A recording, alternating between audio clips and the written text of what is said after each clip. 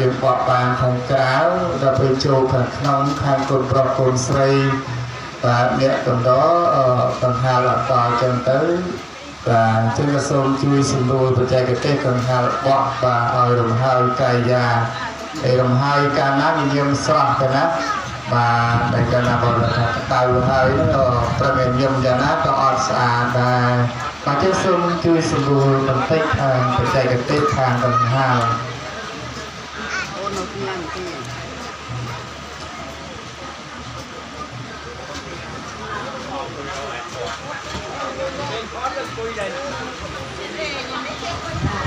បាទនៅចាស់ចូលលោកវិបាលទៅធំមកជួបជុំហើយ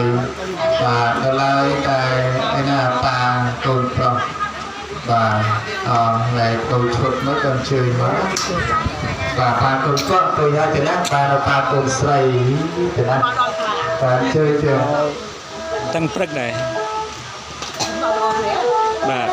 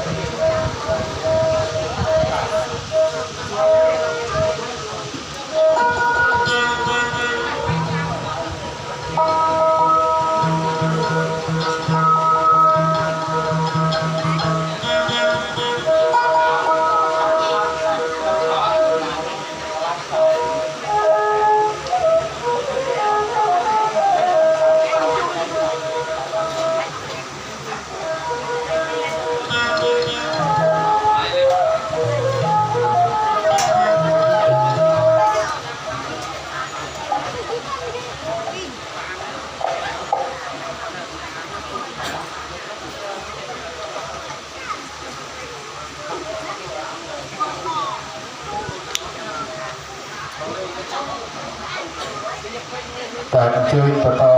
បាទឲ្យកិត្តិយសមានច្រើនតែជួយអង្គុយខាងមុខឲ្យពេញហើយបាទបន្តខាងក្រោយតែឲ្យទុកប្រឡោះខាងកណ្ដាលហ្នឹងដើម្បីងាយស្រួលក្នុងការធ្វើដំណើរបាទបន្តិចទៀតពុំលេងប្រពៃណីលោកនឹងសម្ដែងពីខែកំប្លែងដើម្បីស្វែងរកនៅកម្រិតកោកៃ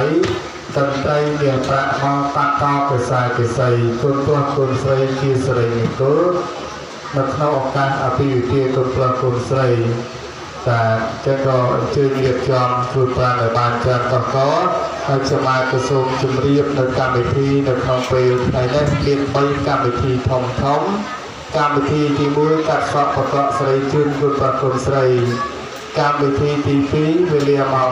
4អរតនីប្រសន្តចម្រើនព្រះបរិទ្ធពិធីមង្គលសិរីកូនប្រុសកូនស្រីរួមអស់លោកវិបាលជាកិត្តិយសកម្មវិធីបន្តពលាម៉ោង6ព្រលប់ជុំលាជាចម្រើនខាងស្លាបំពេញលក្ខណៈកូនស្រីនៅក្នុងពេលព្រលប់ដែលជាជំរាបដល់លោកវិបាលចាស់ទុំភ្ញៀវកិត្តិយសបងប្អូនខាងកូនប្រុសកូនស្រីលោកព្រៀបលក្ខណៈចាត់ចែងតែលម្អរៀបចំខ្លួនប្រាណទៅតាមការគួរស្លៀកពាក់បុរាណសម័យរីករាលកណាចូលរួមជាមង្គលឧត្តមប្រសើរ